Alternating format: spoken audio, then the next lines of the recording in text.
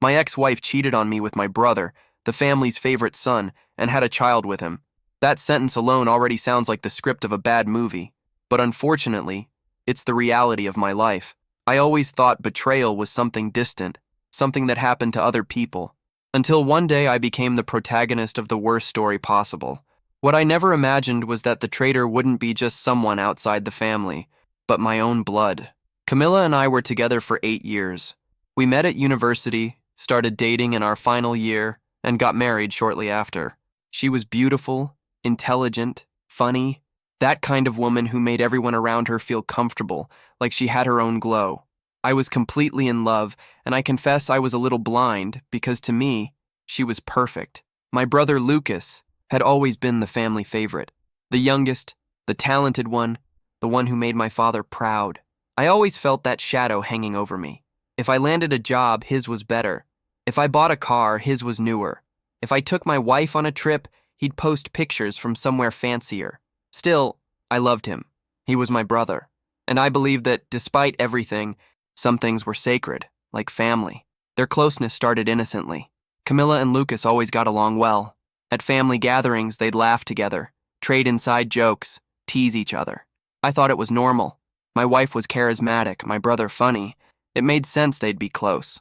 But little by little, I started noticing small details that didn't add up. She laughed too much at his jokes. He always found a way to sit next to her.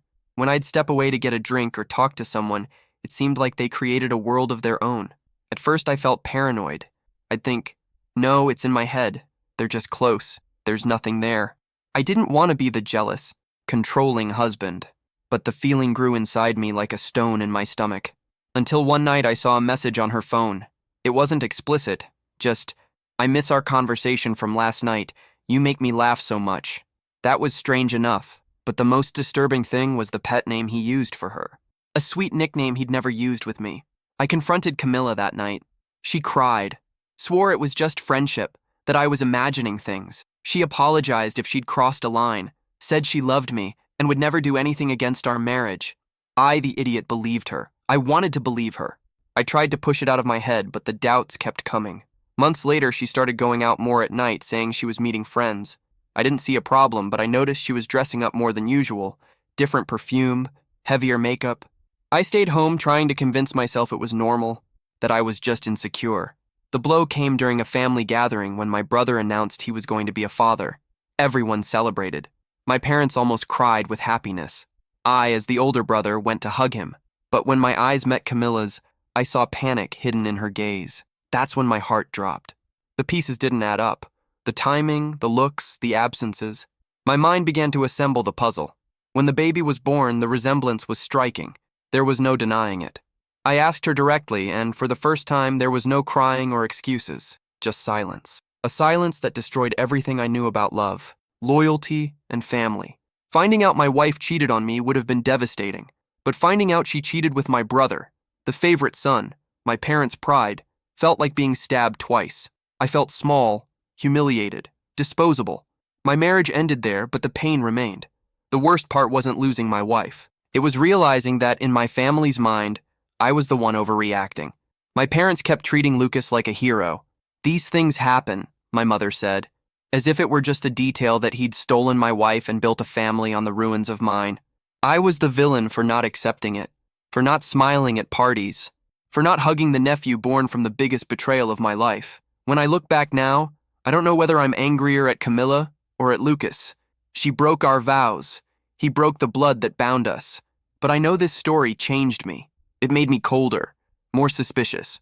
I still carry scars no one sees. And maybe I'll never trust someone the same way again. After I found out, everything around me collapsed. I couldn't sleep. I couldn't work. I couldn't look in the mirror without feeling like a failure.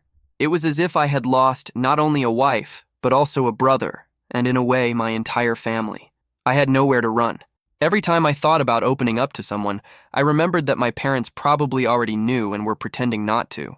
Their silence shouted louder than any words. The week after the revelation, I confronted Lucas. I went to his place, the house I'd helped renovate years ago when he was starting out. I knocked so hard I almost broke the door.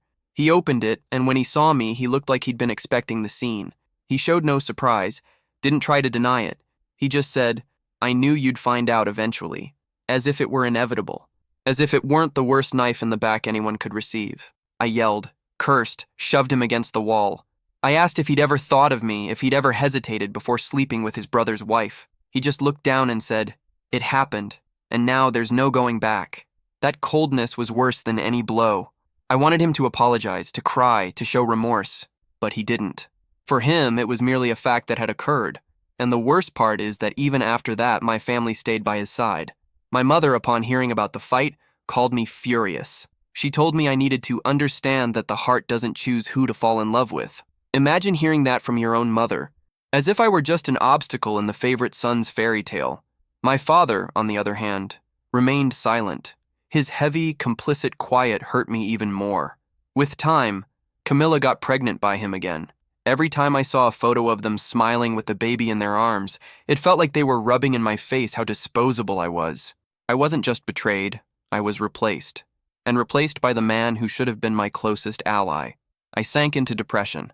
I pulled away from friends, refused invitations, missed so much work I nearly got fired. I drank alone night after night, trying to numb the pain. Sometimes I'd find myself looking at old wedding photos and videos from when I still believed I had a perfect life, and it all felt like a cruel cosmic joke. The most humiliating moment was when I tried to open up to my parents in person. I told them how I felt, how the betrayal had destroyed my trust. My mother took my hand and said, "Son, you need to move on. They have a child now. You should think about building your own family too." As if it were simple. As if I could erase from memory that the woman I vowed to love forever had chosen my brother. And do you know what was even crueler? Part of me still loved Camilla. I hated that, but it was true. Because she wasn't just the woman who betrayed me. She was the woman I'd shared the best years of my youth with. It was like losing someone who no longer existed, but the grief was real. Today, years later, I still carry this story like an open wound. I don't go to family gatherings anymore. I can't stand to see their faces, least of all hers. I've become almost a ghost to my own parents, and I realize that, to them, I'd always been the secondary child. What happened only made that obvious. I know that one day I will get over it. I know I'll be able to trust again, maybe even love again, but I'll never be the same person. Because when your own family stabs you in the back, you learn that blood isn't a guarantee of loyalty. Sometimes I think about posting this story somewhere anonymous on the internet, just to expose what really happened, since to the rest of the family I became the ungrateful villain who couldn't accept others' happiness. Maybe this confession is my first step. Because in the end, it wasn't just my wife who betrayed me. It was my brother too. It was my family. And perhaps the worst part is accepting that, to them, I was never more than something easily discarded. I remember how it all began, and sometimes I torture myself with it. I go over every detail of how my relationship with Camilla started, as if trying to find a sign that one day this would happen. But the truth is there wasn't any. Our beginning was beautiful, almost cinematic. We met at a college party. She wore a simple blue dress, and when she laughed at my lame joke, I felt like I'd won the lottery. I talked to her all night, and from that day on, we were inseparable. Camilla always said what she loved most about me was my steadiness. I wasn't the best looking or the funniest, but she said she felt safe with me. That always filled me with pride. I thought we were building something solid, something unbreakable. In the early years of our marriage, we were inseparable. We traveled when we could, spent hours talking about plans, laughed about silly things. When we bought our first apartment, I remember her crying with emotion, saying it was the start of a lifetime together. If someone had told me back then she would betray me, I would have laughed at them. My brother Lucas was always around too. He'd visit, help with renovations, host weekend barbecues. I trusted him blindly. If I had to choose someone to look after Camilla if something happened to me, I would have chosen him without thinking twice. That bitter irony eats at me to this day. Gradually, I started noticing subtle changes, too small to raise an alarm on their own, but enough to plant doubt in my head. Camilla smiled differently when she talked to him. It wasn't the same smile she gave others. It was intimate, almost conspiratorial. When I entered the room sometimes, the conversation would die. I told myself I was being paranoid, that it was my insecurity, but the feeling grew. I remember one night in particular. We were at my parents' house, everyone in the living room laughing at some joke. I stepped out to answer my phone, and when I came back, I saw the two of them in the corner standing too close. They weren't kissing or touching, obviously, but there was something in the air. When they realized I was there, they pulled apart quickly. I filed that away, but I never forgot it. The tipping point came months later. Camilla started going out more at night, saying she was meeting friends, needed to unwind. I trusted her, but with each outing, my chest hurt more. One day, on instinct, I followed her. I drove discreetly to see where she went. My heart nearly stopped when I saw Lucas's car parked there. I didn't have the courage to get out and catch them. I drove home in silence with tears streaming down my face. That's when I started to change. I treated her coldly, but lacked the courage to lay everything out. Then Lucas's pregnancy announcement hit like a bomb. Deep down, I already suspected, but I refused to believe it until the last moment. When I saw the child for the first time and recognized Camilla's features, it felt like the whole world collapsed on me. I confronted Camilla that night. She didn't try to deny it. She just cried silently, and her silence was the confirmation I feared. I remember shouting, "It was my brother, Camilla! My brother!" But she had no words. No excuse would have been enough. After that, everything became hell. My parents chose Lucas's side. My father never said anything, but his look made it clear I should move on.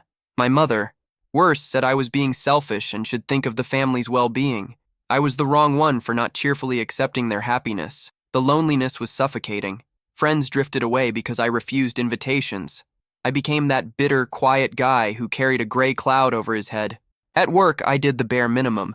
I spent nights drinking, staring at the ceiling, asking myself where I went wrong. But over time, between the anger and the pain, something inside me began to change. I realized I had two options: let it destroy me forever, or use it as fuel to rebuild myself. The wound will never fully close, but I learned I don't have to live for it. I cut contact with almost all of my family. I moved to another city for a while. I started therapy, something I would never have had the courage to do before. It was hard and slow, but I began to find pieces of myself I thought I'd lost. I discovered I could be more than the betrayed man. Today, years on, I'm still not a healed man. I don't know if I ever will be. But I'm not the same guy who used to cry through the night asking why. I accept I'll never have that answer. Some people simply lack loyalty, regardless of blood ties or vows made before God. If I could give advice to someone going through the same thing, it would be this: don't expect justice from family. Don't expect remorse from those who hurt you. Sometimes the only way out is to walk away, even if it hurts, even if you feel utterly alone. Because worse than being alone is living surrounded by people who never truly respected you. In the end, my ex-wife and my brother built their life. They have kids, post smiling photos on social media, and are the picture of a perfect family. But I know the truth. I know the price of that happiness they flaunt. And even if the world applauds them, I will never forget that they built everything on the ruins of what they destroyed in me. And me? I move forward carrying my scars. They're not pretty, not something to be proud of, but they prove I survived the worst.